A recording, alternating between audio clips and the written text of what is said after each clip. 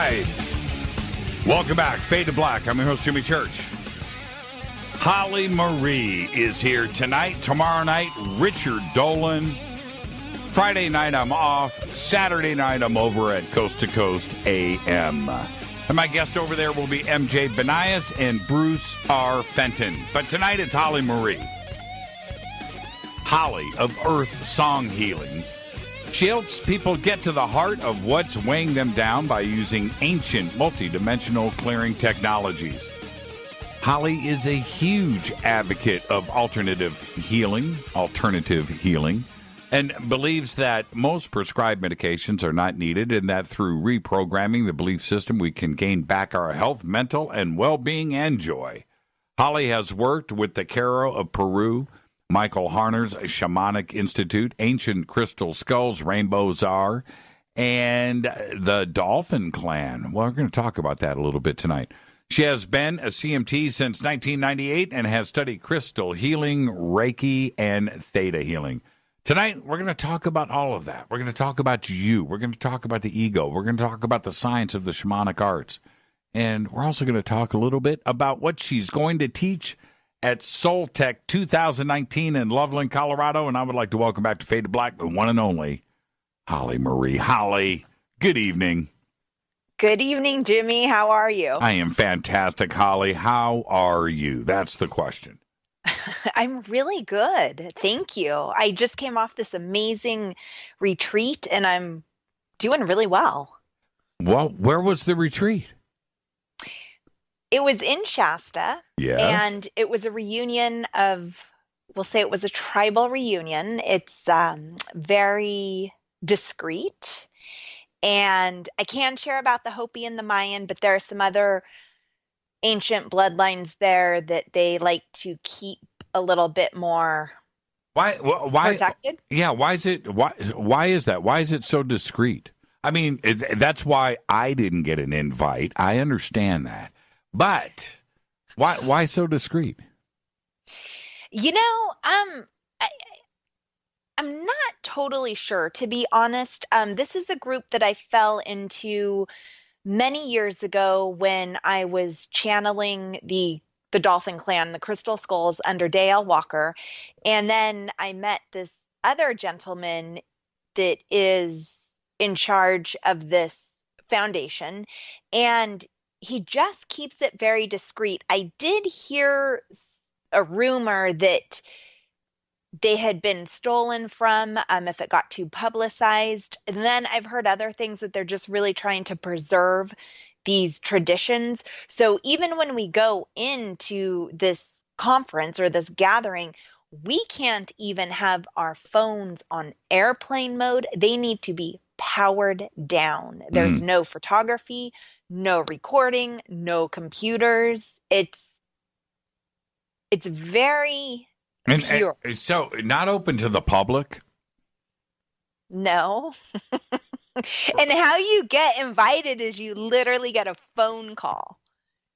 Man, like you don't get an email, you get a telephone call. Man, you're straight out on the cool list. You know, I got to be cool on some. Wow, man. That sounds okay. Okay, that's it. That's it. All the gloves are off. I'm asking questions now. Bring it on. How many people were there? There was just over 100 of us. 100 private invites by phone. Correct. Wow, that's insane to me. And were you at the mountain proper, or were you like in McLeod? I was at the mountain proper. I was there with 100 other people. Correct.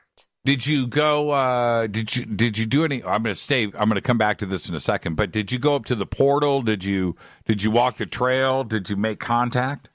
No. I did go up partway up the mountain and pray by myself. We were instructed to do so by the Hopi. I mean, we didn't have to go up the mountain. I just chose to go up to the mountain. But it was really cool. The Hopi gave us some cornmeal to go pray with. So I did do that. But for the whole thing, we were at this location. And I mean, oh my gosh, it's like 10 hours a day. And then Man, those Mayans, they put on a fire ceremony. I had no idea I had to count in Mayan to 260. Can do it right now. I can't. I I don't, know. they're like, repeat after me. And I then know. I each, know. I know. so we're going through these 20 Right. energies of the Mayan calendar, and you have to count 13 times for the 20 different energies. And So so it changes each time because you're adding a number to the energy. right. And man, I'm blonde. I'm just trying to like get whatever I can out of my mouth that sounds semi-similar to what they're saying. Right. Right. And this is a case of you're a teacher, but you were there as a student. Oh, absolutely. And okay, I want to know what you learned. Let's start. Okay, let's start with Wait. the topic. When you go there, is there how is it set up? Is there you know what I mean? Is there a program with a list of things that are going to go on, Yes, or there is? there is a program. There is an itinerary that is never ever followed. Okay, all right, It's just never, they try. I mean, it's followed, but it is like completely off schedule. right, right. And dancing. There was a I'm picturing, very, yeah, I'm we picturing. did do some dances. I talked to Rita about that earlier. They're more like exercises. They were very similar to Tai Chi, but they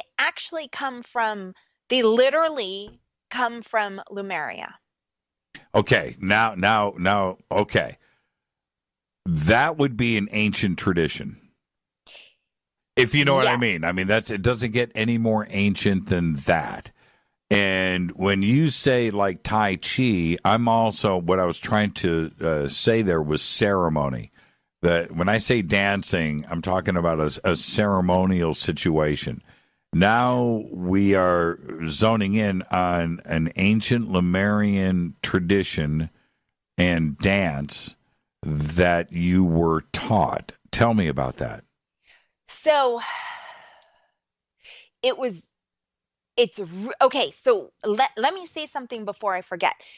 Soul Tech last year, I did this whole workshop on going into the Jade Healing Temple inside of Telos, inside of Shasta, meeting your Lemurian guides. Well, I did some research and I had a theory that I couldn't prove, but I had a theory that all of our alternative medicine around the world, because Lemuria had 400,000 years to develop its civilization and then it began to break apart. So many went to Asia, many went to America. And I had a theory that all of these traditional therapies come from the motherland. And I got that confirmed this weekend. It is not a theory and it's not something that you can find online. This is it's orally passed down. It is completely in storytelling.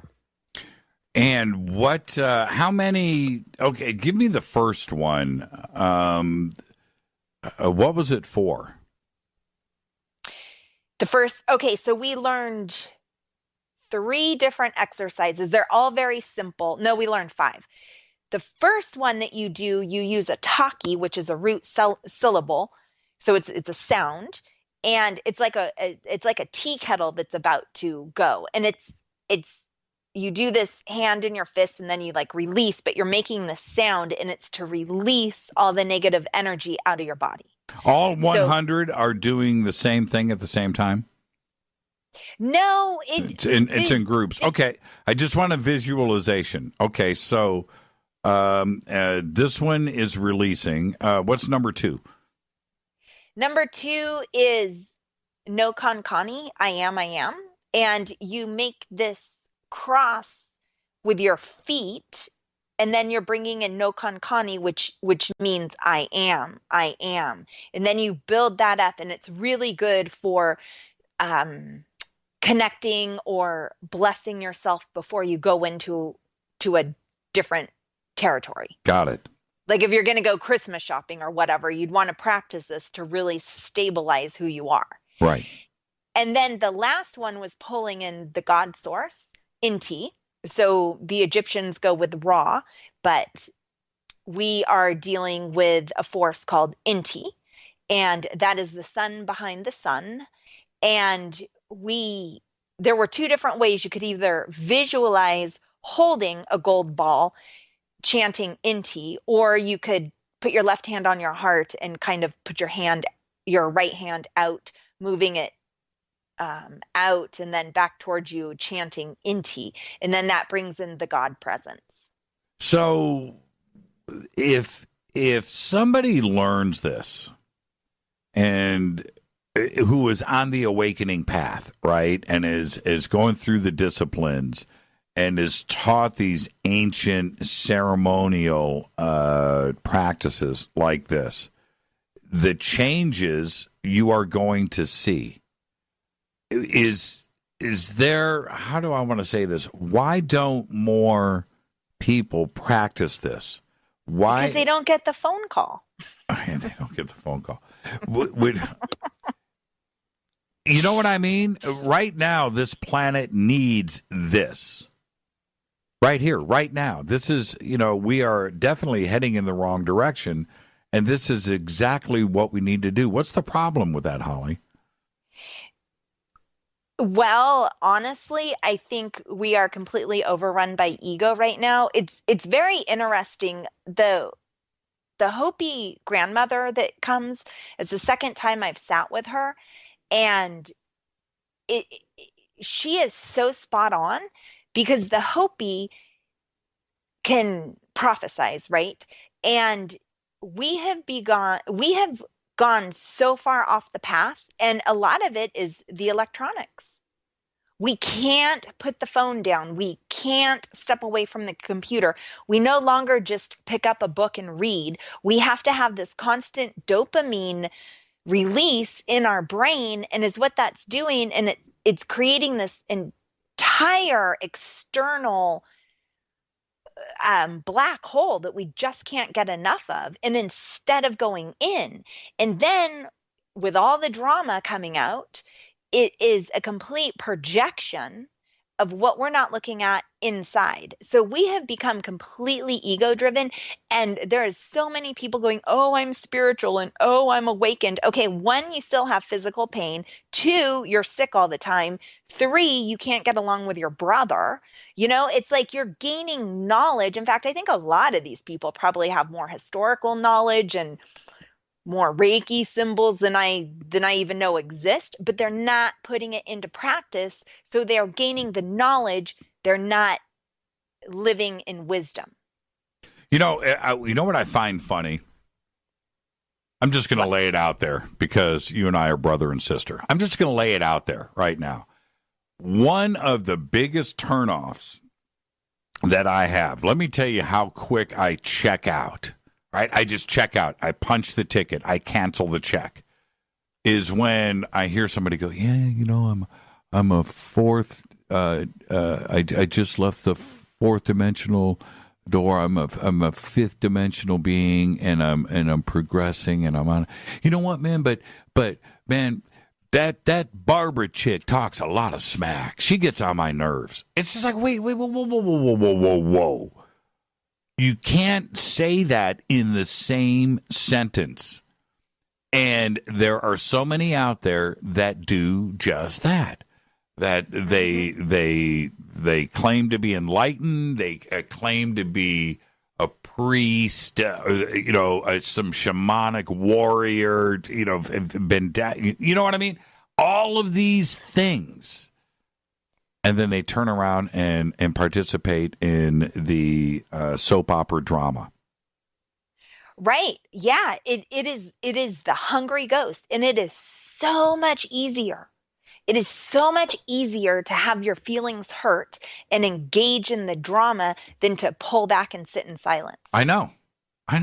Because, and I heard you, I was listening in earlier when you were talking about completely disengaging and everything, and it's this drama is an addiction. And I mean, look what it's done to the community. It's totally tore it apart. Well, you know what? I don't think it's torn the community apart, but not yet. But what's really funny is the those out there, and it's very singular, that are trying to bring attention to themselves. Right? That the damage is being done to themselves, and they think that that the light is shining on them, that they're getting attention. They want attention. They want attention. They want clicks. They want people to go to their YouTube channel. They want people to go listen to their podcast. They want people to go and subscribe to and follow and friend and like, and it's crazy. That's what they want, is attention. You worded that way more elegantly than I did. Absolutely. It's not tearing the community apart. You're right. It's that need for attention. Yes. And it's so funny that you say that, because when I talked to two women today who basically put down or cursed or insulted another person out there who is doing exactly what you're talking about. Look at me, come to my podcast. I'm going to slander everybody else out there so the attention's on me. Right. That's awesome, but it's negative attention. Right. And I can guarantee that negative attention is going to give you gray hair, man. It's not worth it. It's great. And why? You're so right when it comes to part of, I don't want to ramble right now. I so much just want to just talk all over you, because this is something, what I mean is these are things that I've needed to talk about for a long time, and I just, I ignore it, and that's not what the show is about. But this is the truth. You talk about cleansing. You talk about, perfecting yourself and finding the inner self and getting rid of those things. What people need to understand is all of that negativity, all of the finger pointing, all of the things that you are out there doing, and it could be anybody, it's weighing you down. It's not freeing you. It's not making you a better person. It's pulling you back. That is the difference. And you're never going to be free unless you cut that baggage loose. And that's what you teach, Holly, is how to get rid of that and how to cleanse yourself. Absolutely. And I'm not by any means out of the woods, right? I mean, I still have all my stuff too.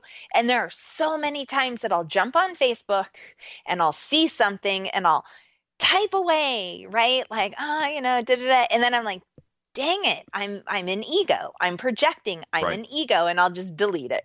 I'll just delete it, because now it's like my tail's between my legs, because now I caught myself in ego. I mean, it's so common. It's so easy. None of us are immune to it, but it's catching it and disengaging. This is what I enjoy about you, is that and I'm talking about when we get together, our group of friends, when we sit and argue, and you have participated in some of the most passionate, strong debates that we've ever had. But we debate the subject. We don't debate the person. And that's the difference. If you're passionate about it all day long, let's talk about the subject. Let's get it out. Let's figure it out. But don't do any personal attacks. And that's the big difference, isn't it, Holly? Right. And I try to be really cautious of that, but they still creep up, they still slip out. You know what I mean? I mean, we're so conditioned. But you're right. And that's the same thing in a relationship with two people too. If there's an issue and one person takes it personal, we're never going to move through that issue, because it's no longer the issue. It's about that person. Mm-hmm. Absolutely. And, it's just, I've really kind of become reclusive the past few months with everything going on because I don't want to get caught up in it. Nobody I just, does. No, well, no, I shouldn't say that. It seems that when we come back after the break, I want to focus on the ego, and I want to focus on some of the steps that everybody can do to work on this, and also to recognize what is going on. There's that part of it, but you're right. When I say nobody does or everybody does, the two extremes. For some reason, it's in every segment of society today. And it's not just in our spiritual awakening UFO conspiracy community. It's not just here. We are a mirror of what is going on everywhere else. Society has fallen down, and we've got to figure out a way to get back up, because we all recognize what's going on. But it seems like a big chunk of this planet right now is either enjoying it or they're being programmed, right? And right. We've got to figure out a way to get it stopped. Absolutely. And I don't know when the break is, but the programming is so deeply ingrained with us. There's a really good book out there called, it's right here, Gene Keys by Richard Rudd, and it goes through the 64 gene expressions. And the book talks about how our DNA is a holographic projection of us, and we are actually carrying memories from before we were human. And as I read this book, and as you work through these shadow aspects of the DNA, you really learn how deeply things can be ingrained with us. And that's why when I work with my clients, we work with unraveling that DNA and mending it into a positive, right? And when you mend it from the shadow into the light, which is exactly what this book is doing, it's mending it from the shadow into the light. We can do that with our words and our thoughts. Our holographic pattern changes, but I think we've become so externalized that we are literally creating our DNA, which has to do with all the chemicals in our brain. We are literally rewiring ourselves to be that external projector, opposed to going within and finding that inner peace. And I think it's scary. Well, if we understand what is the cause, or parts of the cause, I should say, part of the cause, then we won't respond and freak out in a strange way, where we can back up and go, it's not necessarily this person. It's actually this that is over here. And we can relax and take a deep breath. But we don't have the knowledge. We don't have the information about what is actually causing some of this angst around the planet. Right. Absolutely. And but you just said it, that disengaging, or, why is this really happening?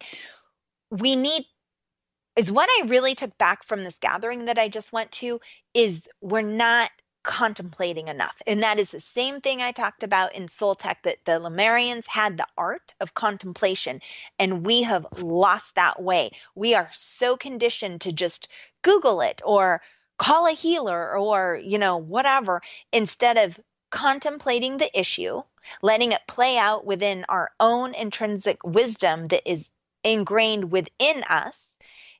We have our own wisdom, and we've lost it. We've just lost that way, to the point where we are just spinning out of control. Yeah, there was a day when there were no walls, when the world was open, our neighbors and friends were open to us. We weren't shut down with the internet and information and 24/7, living. It was a different way to approach things, and our minds and our spirits were different. We are now conditioned to be the exact opposite, where we're building walls, we're building fences, we're staying inside, We're not making friends. We're not communicating. We're not doing any of those things anymore. And the ancients understood a different way of life and how to use the spirit and the mind and how important friendships were. Today is the exact opposite of that. The value of friendship is nearly none. None. And it should be one of the most valuable, precious things that we have is a friend. And now everybody just wants to burn a friend. They don't care. It's crazy. Right. But also the modern conveniences too are really messing with us. Like Marlinda, the Hobie grandmother, talked about, and it's her and I grew up very similar. Like I grew up in a cottage the first few years of my life with no electricity. Okay, stop right there. I need to take a break. That's a perfect spot to do it. So no electricity. Okay. Yeah, no electricity when you grew up. Let's take our break right here. This is Fade to Black. Our guest tonight, Holly Marie. We're doing it all tonight. We're talking about you, everybody. We're talking about you. Listen up.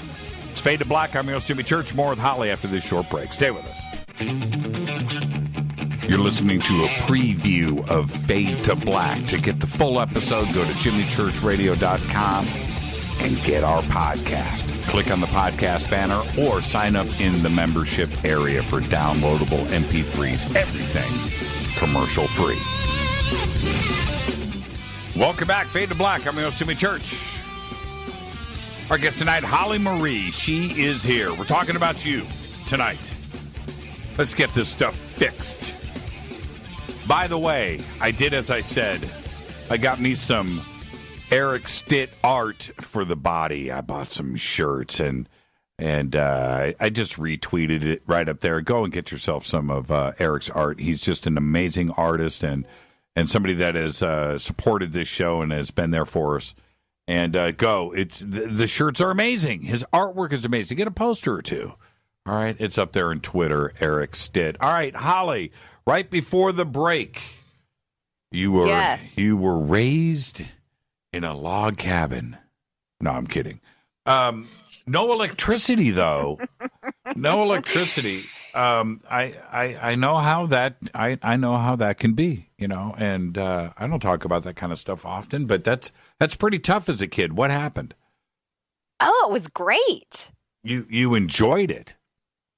Yes, I wouldn't have it any other way. It was only until I was about 7, but we had this generator and we lived way out, like on Morgan Territory Road, out of Clayton by Mount Diablo, and we had to like walk up and down this long hill when it got too muddy because there was no traction, like there was no pavement, and it was just mud. So my mom would have to walk me down the hill. We'd have to park our cars on the bottom of the hill, and it was a long hill. And then my dad used to carry the propane up on his back, right? Because we had a propane tank and a generator, but it was cool. And then we used to put the river rock in the wood burning stove and then wrap it in cheesecloth and put it in the foot of our bed to keep us warm at night. Oh, man. It was cool. All right. Yeah. Okay, I see the coolness in that. I was Do talking. you? Yeah. I see the warmness in that. Look, when I was a kid, and somebody didn't pay the electric bill, our parents would say it's like camping. Right? There you go. Like, all right, this is cool. Okay, let's get the candles out. I'm kidding, everybody. I'm kidding. No, I'm not. But so with your parents, am I picturing a free type of lifestyle? Were they off the grid before off the grid was a term? No, they bought it is how it happened is in 1976, they bought a piece of property and we lived in this itty bitty cottage until they built their house. Oh, okay. Okay. We raised a cow every year for food. We had pigs, we had chickens and turkeys. And it gave you a sense of belonging. I mean, there's something so raw, I mean, no pun intended, but being able to work for what you need. And it's not just a working, like it gives you gratitude. You develop a relationship with it. You develop a relationship of respect with the water because you're running off a well and the well could go dry. Mm-hmm. You learn to respect the cattle that you're raising because you fed that cow out of a bottle when it was a baby. Mm-hmm. And so you gain this respect. And so the Hopi grandmother, she grew up very much the same way. So right off the bat, we had this connection. And she talks about how we've lost our ways due to conveniences. And when we have everything at the push of a button, right? Like, oh, I'm just going to order it on Amazon. It's like, no, go support your local business. Mm-hmm. Get in the car, sit in the traffic, go make eye contact with the clerk at the store who is trying to make a living that does not want to go on, assistance because you're too lazy to get out and you're just shopping on Amazon. It's like, be connected in your community. Mm-hmm. And then it's what that does is when we isolate ourselves so much, then we get on Facebook and then somebody makes us angry and then we get triggered and we grow these major problems because we have nothing else to do, in my opinion. There's something to be said about that, and there was something that stuck with me that was said to me when I was very, very, very young. And imagine, being told this 45 years ago, okay? Not last week, but 45 years ago. And somebody said to me, you know what? All of these people building fences in their backyard, they think that they're closing the world out, but they're not. They're not. They're shutting themselves in. Now, that never left me, Holly. It never left me. It never... Think about that. If everybody understood that concept, it's not just your backyard, it's your life, right? And Yes. it's very important. Yes. And I mean, come on, like a fence, the fence isn't, most people have wooden fences. They're not going to keep somebody out, right? You really literally are shutting yourself out, which is a holographic projection of your own isolation within inside. It's literally killing your spirit. That's right. That's right. And I always wondered about, there was always somebody on the street growing up that you never saw. In that they would leave to work in the morning. Sometimes you wouldn't see their car even leave. They would sneak out to their car. They would come home from work, walk straight in the house. Right? You would never see them. And they were the strange people. Right? That was the exception to the rule. Today, right, exactly. That's normal. Right. I don't like where things are going. And I don't mean to sound negative, but there are some elders that are a little bit concerned about where we're going, especially the Hopis, the Mayans as well. We need to really, like the last time I went to this gathering, when I walked in or when we all gathered, they literally said, "Welcome to the sixth extinction." Wow. Because we are literally killing our planet, we're killing ourselves, and I keep thinking that things are going to change. People are going to wake up, but they're not. They're just, what's the next knowledge? What book can I read? What UFO can I spot? It's so external instead of just going within. Like I get these people coming to me.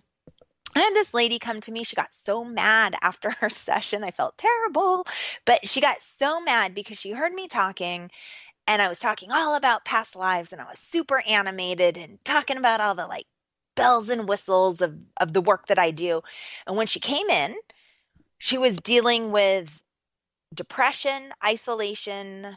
She couldn't meet a partner, and there was one other thing. And so that is literally what we worked on. And after I was like, so, what do you think? And she's like, well, when I heard you talk, it was all about the past lives, and I go to all these psychics. And I said, well, yeah, but we have to fix this before we go into other realms. It's like you're depressed and isolated. Like, we have to fix this right here before you travel to some other life and fix that. We need to start here. How did she react? Everybody wants it She easy, saved the right? she saved the session for her birthday. I don't think she had a very good birthday. But it's when you come in to see me, I'm not putting up with spiritual deflection. Like you can't, oh, I want this experience. It's you if you want the experience because you're avoiding something within yourself that you need to look at, then you're coming to the wrong person. I'll give you that experience and you will get that experience after you fix what needs to be fixed. And And especially with destiny, I do a lot of destiny retrieval, which is really advanced shamanic work. And it's like a person, you can't work on somebody who's not clear and take them into their destiny because they're going to drag all that garbage with them into their destiny. it's something that we all need to take a look at. What do we look for first? You know what I mean? What is it? Is there something externally, actions that we are doing? Is it something mental that is inside of us that only we know about that we're not telling people? What is it that we look for first? In a session? Or Something internal that needs to be fixed. okay, so usually when I'm working with someone, it's like we'll just talk about the surface issue. And I literally use the chakra system as a timeline. So I'm testing out their field, whether it's in person or remote. I'm testing their 7-year development, right? I'm using that timeline. And so wherever the chakra is out, I'll ask them what happened in that time frame, and then we go from there. And sometimes it's usually soul retrieval or inner child work, but it's that root cause. Like I just had this woman come in, and I know she would never listen to the show, and I'm not gonna say her name or anything, but I had a woman come in who was gonna start a new job and she had anxiety. And I don't know what happened with the work lately, but it has just quantum leaped. Like people's issues are just coming up super like lightning speed. It's crazy. I don't even think we were in session. I don't think I even had her, and this was remote. I don't even think I had her in her zone for more than 4 minutes. I'm like, okay, it's your first chakra. When's the first time you felt anxiety? When I was molested, just blurted out. She had never dealt with it, never talked about it, nothing. And then it's like we took care of it. We brought the inner child back. We sealed in that soul piece, and she was good to go. And so whatever that past trauma is that we cover up with programs or alcohol or whatever we're covering up, that program is what's lurking in every aspect of our life. So for her, going into that job made her feel unsafe, which was exactly the seed of that molestation. She was unsafe. And so it's so important to do the regression work to get people back. And I believe, and a lot of these tribal elders also believe, that once we fix ourselves, we are literally shifting the holograph around us. We are literally shifting out the trauma, and it affects the collective consciousness. We're all one. We're just these tiny little aspects, right? And we want to pop a pill, or we want to do some, like go on a raw foods diet. Like we want to do all this pretty clean stuff, but we're not diving into the actual trauma that's keeping us from actually healing ourselves and the collective. Is anybody out there not traumatized? You know what I mean? I have friends that I'm naturally I enjoy their presence, right? And they are just magnetic and funny and cool and everything. I have friends like that, but they aren't on this path, right? Is it because that they just happen to have a great past life and a great current life and a great childhood that they don't have anything that they're dealing with? Or does everybody have something that they need to deal with? In my opinion, and from doing this work for over 10 years and from always being a student, according to the Tibetan monks, there's no happiness if there's no suffering. Okay, perfect. Okay, all the kids these days, they cut themselves, right? You know what I'm talking about? They cut themselves. They got all the cut marks, their cutters all up their legs and their arms. I have seen and heard, yes. I don't know if Because all kids, I mean, my kids aren't doing it. They better not be. Well, not all kids, Okay. right? We have coddled our kids to a point where we have shielded them from feeling any pain. Pain is a normal thing to feel. Like if I didn't go through certain points of pain or trauma in my life, I wouldn't be here. I'm sure there are people that had such a good life, their past life, that they're just coming here riding the wave on roses. But for the majority of people, one, they're either not looking at it, and then it manifests into physical pain, chronic pain. A lot of people that come to me with heart disease because it's hereditary, it's like, okay, let's go back and meet the ancestors, because it's not heart disease, it's a broken heart. Mm.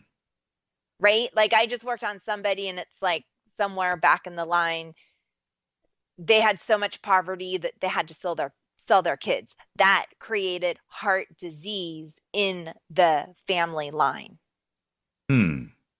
Right? Because the ancestors just show up, man. Like they're full of information. Then he's like, I hear him laughing, right? It's like, yeah, you liberated them. We are here to help heal our ancestors, and we are also here. We are borrowing the earth from our children.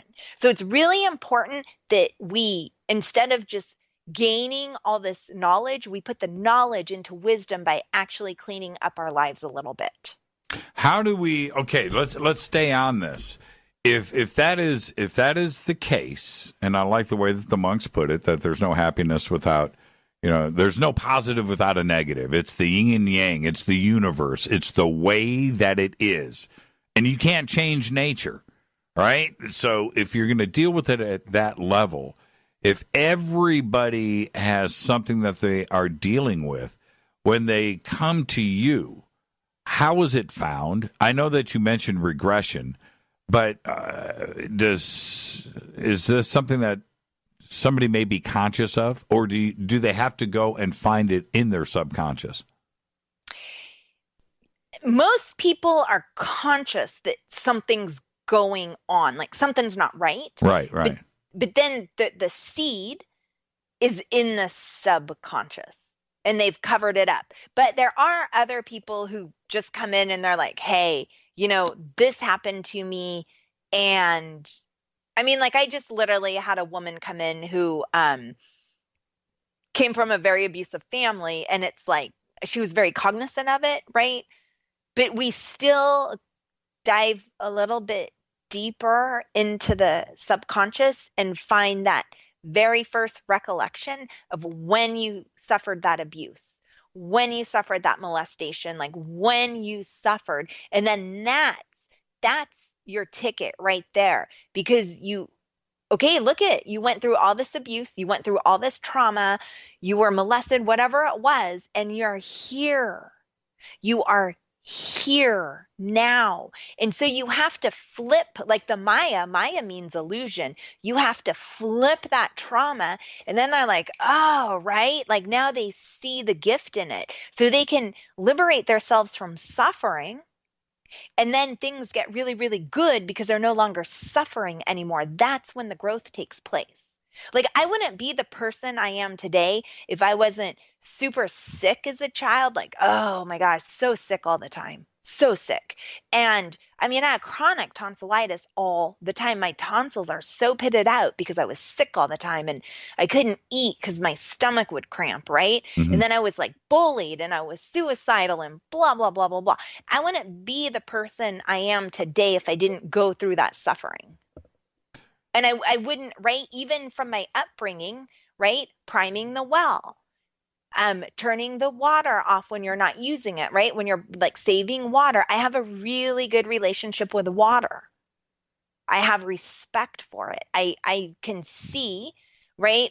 Like when the mountains, the snow starts to melt, it's like I have this internal clock that it's like, okay, now we start to even cut back more because nature's telling me, it's showing me where our water is. Why are we so acclimated to that kind of stuff? Like, you know what? Your car, you're down to a quarter of a tank of gas and you don't have much money in your pocket. So you're not putting your foot in the gas. You're right. You're trying to save the gas, but you fill up your car full of gas and it's payday and you're driving around town, blah, blah, blah, right? And you're wasting gas. It's that way with food. You know, you're low on food, you conserve and you stretch it out to payday, but then when you go shopping, you pig out. Water, it's raining outside, you let the water run, right? It's drought season and then you're conscious of it. We do that all the way across the board. Is it because we live in a life of convenience these days? It's how did we get here, Ollie? I believe so, man. I believe so. It's just everything is handed to us. And I've really had to take a step back with my child because I was like, oh my God, I'm coddling my child. Then I work with all these like people who had all these horrible like childhood traumas. So then I'm like more protective of my child. And I had to really step back and have a really hard look within and realize that my fear is weakening my child. Why we got to hit a break right here, and when we come back, we'll continue the conversation. But we definitely saw the turn in the 1980s, right? Because still in the 1970s, it was a different world out there when it came to raising kids, and then we took a turn, and now today everybody gets a trophy. Right? There are no losers. And look where we are now. Right? There's definitely been a disintegration, not only in the family unit, but all of these kids grow up to be adults. And now their expectations are different about life and how to respect others, right? Exactly. You're raising, you've got your son who is absolutely amazing. But and I understand why you would want to coddle him because he's so cool. He's a cool kid. But you are speaking not only as a healer, but as a parent too that has taken the necessary steps to fight the system, and you've done it with your son, right? Oh. On that note, Oregon just passed mandatory vaccines. Yes, I saw that last week. Let's take a break right here. I couldn't wait. Holly, you know, I couldn't wait to get to this. You know, we'll do that when we come back. Our guest tonight, Holly Marie. I'm your host, Jimmy Church. Tonight, it's all about you. We'll be right back. You have just listened to a full hour free preview of Fade to Black. To get the full show, all archives, just go to our podcast section at jimmychurchradio.com. You can also sign up to be a Fadernaut in our membership area, where we have downloadable MP3s. Go to jimmychurchradio.com. Go Bagley Tappy.